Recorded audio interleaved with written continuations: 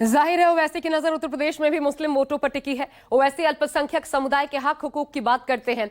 अल्पसंख्यकों के साथ खड़ी होने वाली पार्टियों पर उनको छलने का आरोप लगाते हैं, जैसा कि उन्होंने आखिर में बिहार में भी किया और उसका असर नजर भी आया। बहरहाल यूपी के इस एम फैक्टर को ये आपको समझना चाहिए। देखिए उत्तर प्रदेश का एम फैक्टर क्या है, इसे समझिए कितना अहम हो जाता है। उत्तर प्रदेश की 403 विधानसभा सीटें हैं, आप जानते हैं। इसमें 143 सीटें ऐसी हैं जिसपे मुस्लिम मतदाता असरदार भूमिका निभाता है। इनमें से 70 सीटें ऐसी हैं जहां पर मुस्लिम आबादी 20 से 30% के आसपास है। 73 सीटें ऐसी हैं जहां पर 30% से ज्यादा मुस्लिम आबादी है। इसके अलावा एक और आंकड़ा है, 36 ऐसी सीटें हैं जहां पर मुस्लिम उम्मीदवार जीते हैं, खासकर उन जिलों में जहां मुस्लिम वोट बैंक सबसे ज्यादा है। इनमें मुरादाबाद आता है, रामपुर, बिजनौर, शामली, अमरोहा जहां 40% मुस्लिम हैं, और हापुड़, मेरठ, संभल, बहराइच, बरेली, श्रावस्ती ऐसे तमाम जिलों में 35% मुस्लिम वोट बैंक निर्णायक साबित होता है। हालांकि 27 में अखिलेश को चोट पहुंचाने का दावा करते हुए वैसे ही उनकी खुद की पार्टी उत्तर प्रदेश में कितनी कारगर रही है, चुनाव दर चुनाव, 2 चुनाव का विश्लेषण जब से वो मैदान में उतरे आपको दिखाते हैं। 2017 पहली बार चुनाव लड़े, 38 सीटों पर चुनाव लड़े एमआईएम के कैंडिडेट्स, और नतीजा ये रहा कि 37 पर एमआईएम के कैंडिडेट की जमानत जब्त हो गई। इस चुनाव में एमआईएम का वोट प्रतिशत रहा 0.24%। कुल वोट मिले 2,04,142। फिर अगला विधानसभा चुनाव आ जाइए, 95 सीटों पर 2022 में उनके कैंडिडेट्स ने चुनाव लड़ा, नतीजा फिर से फर रहा। सभी सीटों पर इस बार सभी की सभी सीटों पर जमानत जब्त हो गई एमआईएम कैंडिडेट्स की, और इस चुनाव में ओवैसी की पार्टी का वोट प्रतिशत रहा 0.49% और कुल वोट मिले डबल 4,50,929। यानी कोई बढ़त पिछले चुनाव से नहीं दिखी, और अब बारी है 2027 की। और बढ़त इसलिए नहीं दिखी क्योंकि डबल सीटों पर, उससे भी ज्यादा सीटों पर चुनाव लड़ा तो उतना वोट प्रतिशत भी बढ़ गया। हालांकि ऐसा नहीं है कि ओवैसी उत्तर प्रदेश में इस तरह की कोशिश कोई पहली बार करने वाले हैं। इससे पहले भी ओवैसी यूपी के विधानसभा चुनाव में आपने जैसा देखा अपनी पार्टी के कैंडिडेट्स उतार चुके हैं, लेकिन बिहार जैसी कामयाबी उत्तर प्रदेश में कभी नहीं मिल पाई। साल 2017 और उसके बाद की पूरी सियासत आपको समझाएंगे।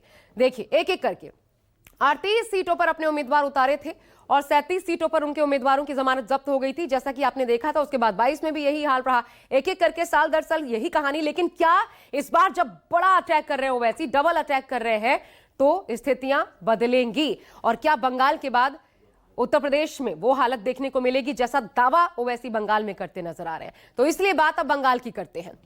पश्चिम बंगाल में जहां चुनाव से पहले सियासी गर्मी बढ़ चढ़कर बोल रही है, लोगों के नेताओं की खासकर जुबानी तीर, उनके हमले तेज हो गए हैं। पश्चिम बंगाल एक ऐसा सियासी किला है जिसे बीजेपी अब तक भेद नहीं पाई। तमाम कोशिशों के बावजूद ममता बनर्जी की आक्रामक राजनीति के आगे बीजेपी अब तक बेबस साबित हुई है। लेकिन कल दिल्ली के सामने आई एक तस्वीर ने सियासी बवाल खड़ा कर दिया। कयास लगाए जा रहे कि क्या बीजेपी बंगाल जीतने के लिए कोई बड़ी साजिश रच रही है? क्या केंद्र सरकार राज्य में राष्ट्रपति शासन लगाने जा रही है? आखिर इसकी हकीकत क्या है? ये खबर क्यों उड़ी है, देखिए।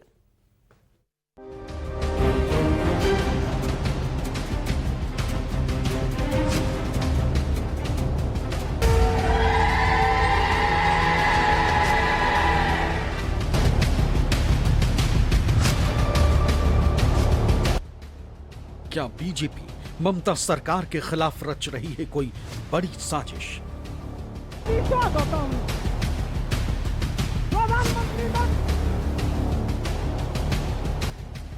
क्या चुनाव से पहले ममता की सरकार पर लटक रही है तलवार?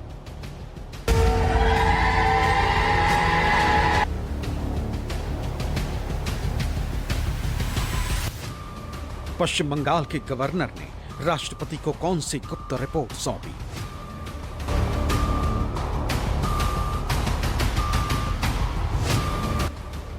क्या चुनाव से पहले बंगाल में राष्ट्रपति शासन लगाने की है तैयारी?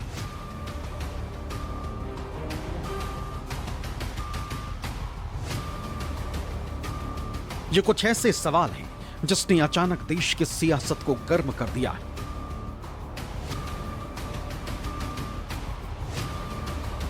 कोलकाता से दिल्ली तक सियासी सरगर्मी तेज हो गई।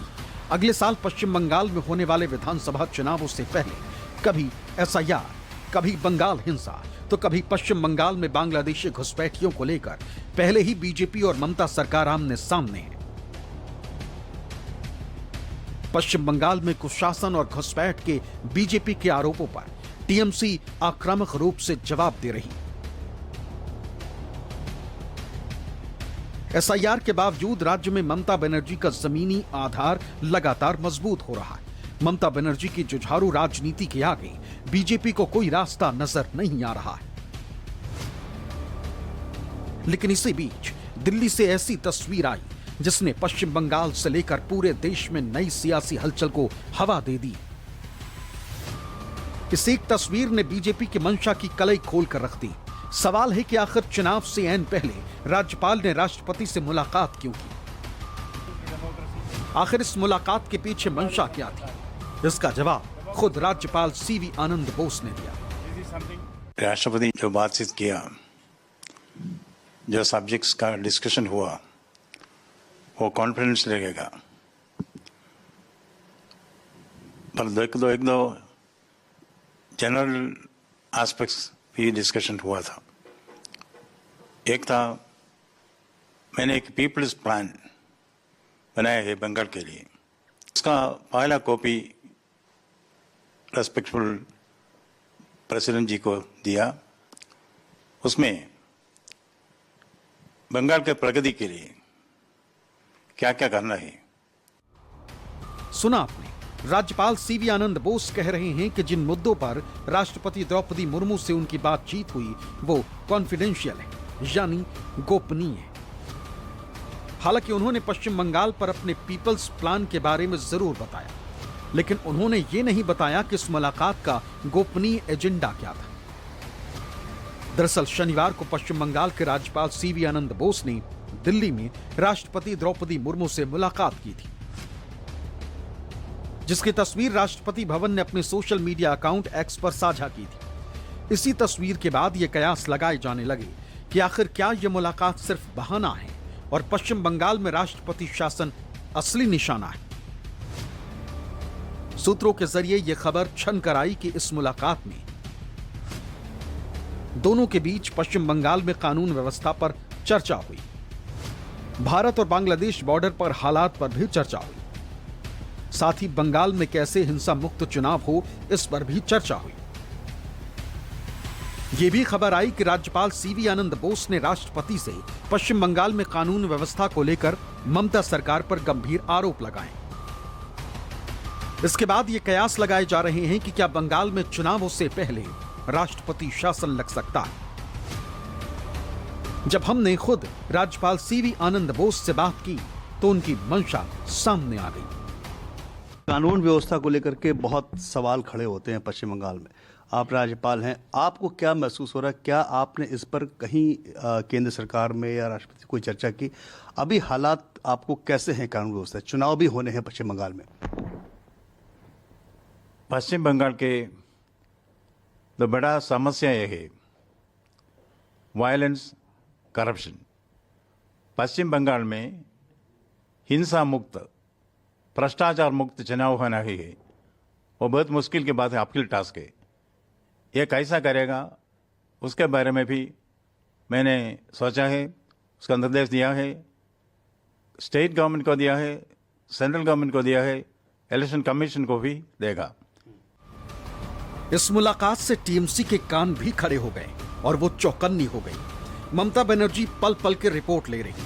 टीएमसी का कहना है कि वो इस मामले पर पैनी नजर बनाए हुए हैं, जबकि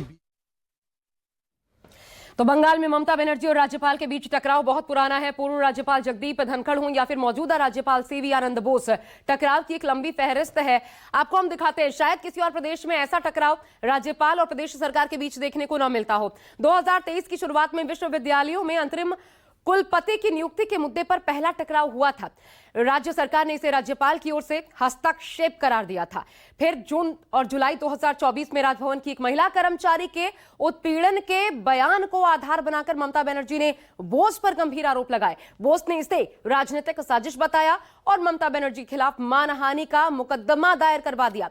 जुलाई 2024 में ममता सरकार ने राज्य सरकार के विधेयकों को लटकाने के लिए बोस के खिलाफ सुप्रीम कोर्ट तक का रुख कर लिया।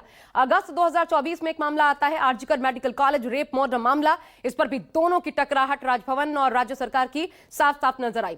यह विवाद यही शांत नहीं हुआ। अप्रैल 2025 में वक्फ एक्ट के विरोध में मुर्शिदाबाद हिंसा पर बोस ने राज्य सरकार की खुलकर आलोचना की और हद तो तब हो गई जब नवंबर 2025 में टीएमसी सांसद कल्याण बनर्जी के राजभवन में हथियार रखने के आरोपों पर बोस ने बाकायदा तलाशी करवाई राजभवन की और मुकदमा उसके बाद दर्ज करवा दिया। राज्यपाल बोस की सक्रियता और ममता बनर्जी की आपत्तियां इस तनाव को और गहरा रही हैं। सवाल यह है कि क्या यह टकराव सिर्फ संवैधानिक जिम्मेदारियों का मसला है या इसके पीछे इस साल होने वाले विधानसभा चुनाव की सियासी जमीन भी तैयार हो रही है, जिसकी फसल काटकर बीजेपी राज्य की सत्ता पर काबिज होना चाहती है।